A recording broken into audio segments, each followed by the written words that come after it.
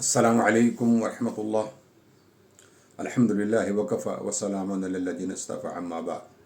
मेरे प्यारे बहनों और भाइयों, आज 16वां रोज़ा है और आपको 16वां रोज़ा मुबारक हो।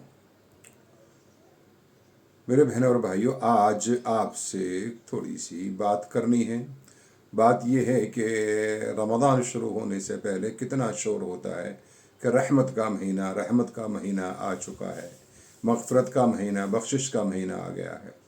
मगर मैं इसे रहमत का महीना कैसे कह दूँ? ये तो ज़हमत का महीना है। किसी से मुलाकात हुई है कल, बड़े खुश हो रहे थे। वो ये कह रहे थे कि हमने तो कुरान को ख़त्म कर लिया और बाकी जो लोग रह गए वो 4 दिन में ख़त्म कर लेंगे, 20 तारीख से पहले पहले, 20वें रोज़े से पहले पहले ख़त्म कर लेंगे। तो मुझे ज़हमत या मुझे तकलीफ़ परेशानी इस बात से होती है कि ये कुरान ख़त्म करने के लिए आया था क्या? अरे कुरान तो नसीहत हासिल करने के लिए आया था। अल्लाह के अहकाम बयान करता है खोल खोल करके कि इसमें मग़फ़िरत है, इसमें रहमत है, इसमें अल्लाह रब्बुल आलमीन के अहकामात हैं। मगर हमने तो इसे पढ़ा भी तो नहीं। लोग कहते हैं कुरान ख़त्म कर लिया, हमने कुरान पढ़ लिया। अगर कुरान को अगर हम सही तरीके से पढ़ भी लेते तो कुरान ने तो खुद एक ख़बर अपने आप में दी है। कुरान कहता है वरत्तलिल कुरान तरतीला, जब मुझे पढ़ा जाए तो ठहर ठहर कर पढ़िए। तो तरतील के साथ पढ़िए, हर आयत पर रुकने का हुक्म है, पढ़िए। जिस तरीके से हमारे यहाँ कुरान पढ़ा गया या हमने पढ़वाया या हमने सुना, क्या वो इस कुरान की आयत पर खरा उतरता है? क्या हमने कुरान को इसी तरीके से सुना, रोक रोक करके, ठहर ठहर करके पढ़ा, जिस तरीके से प्यारे रसूल सल्लल्लाहु अलैहि वसल्लम की तालीम है?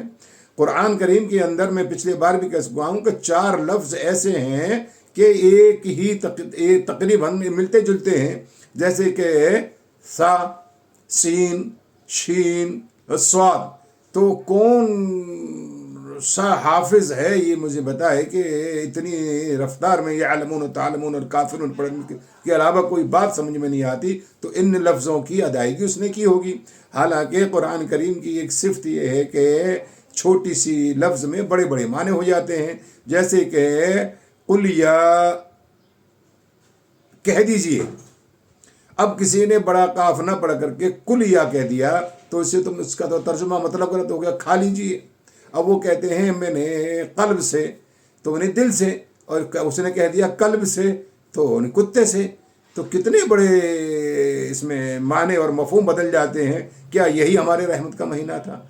मैंने 15 दिन से कोई वीडियो नहीं बनाया, मगर आज बड़ी हिम्मत और जुटा करके आपसे बात करना चाहता हूँ। क्या हमने यही हक़ अदा किया या हमने अल्लाह को नाराज़ नहीं किया?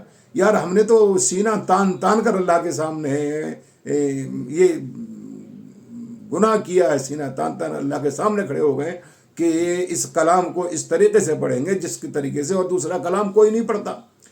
और अदर जिस कलाम हैं, गाने हैं, कव्वालियाँ हैं, वो भी तो कम से कम तरतील से और ढंग से पढ़ी जाती हैं ताकि लोग समझ पाएँ या उससे फ़ायदा उठा पाएँ। क्या यही हमारे लिए रहमत का महीना है या इसी तरीके से अल्लाह रब्बुल आलमीन हमें इस पर इनाम और इकराम करेगा?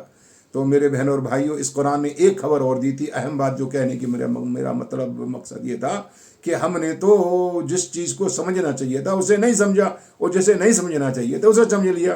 कि रमज़ान से पहले पहले हमने शब क़द्र मना ली। अल्लाह रब्बुल आलमीन ने इस कुरान करीम के अंदर ये इरशाद फरमाया है, इन्ना अंज़लनाहु फ़ी लैलतिल क़द्र, हमने इसमें एक रात उतारी है जो कि वो कद्र वाली रात है, और वो इबादत के लिहाज से 84 साल से बेहतर है।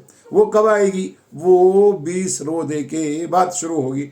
20 में, 21 में लेकर 29 तक, वो पता नहीं किस दिन पड़ जाए। मगर हमारे दुश्मनाने इस्लाम और दुश्मनाने दीन और इन डाकुओं ने तो आपसे और हमसे ये रात भी छीन ली।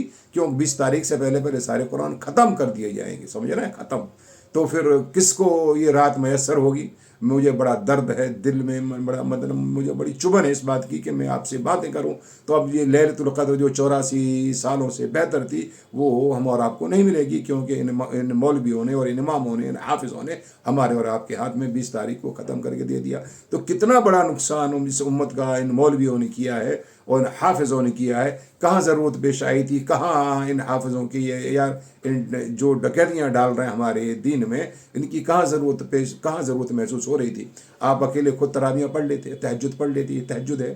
اور آج سے قریب 50 سال پہلے تو اکثر میرے بچپن میں تو ہم صرف علم طرح سے تراویحیں پڑھتے تھے اور بڑی اچھی تراویحیں پڑھتے تھے۔ کہاں کس نے مجبور کیا آپ کو؟ جب یہ تراویحیں شروع ہوئیں تب قرآن مکمل بھی تو نہیں تھا۔ سن 2 ہجری میں یہ تراویح اللہ کے رسول صلی اللہ علیہ وسلم نے پڑھی تھی، تو قرآن تو 10 ہجری میں مکمل ہوا ہے۔ 8 سال تک قرآن اور اترا تھا۔ اگر یہی شرط ہوتی تو پیارے رسول صلی اللہ علیہ وسلم ہمیں اور آپ کو بتا کے جاتے تھے۔ اور اس طریقے سے فارملٹی کرنے سے اور قرآن کی خواری کرنے سے کیا اللہ رب العالمین ہم سے نہیں پوچھے گا کہ کس طریقے سے اس کلام کو، جس کلام کو سننے کے لیے جنات تک اللہ کے رسول صلی اللہ علیہ وسلم کے سامنے ادب سے کھڑے ہوا کرتے تھے۔ اللہ رب العالمین سے دعا کرتے ہیں کہ اللہ تعالیٰ تو ہماری ان ٹوٹی پھوٹی عبادتوں کو اپنے فضل سے قبول فرما لے اور ہمیں ہدایت نصیب فرما کے ہم تیرے احکام کو اس طریقے سے، اس نہج سے کریں جس طریقے سے پیارے رسول صلی اللہ علیہ وسلم نے کرنے کی تلقین فرمائی ہے۔ وآخر دعوانا ان الحمد للہ رب العالمین۔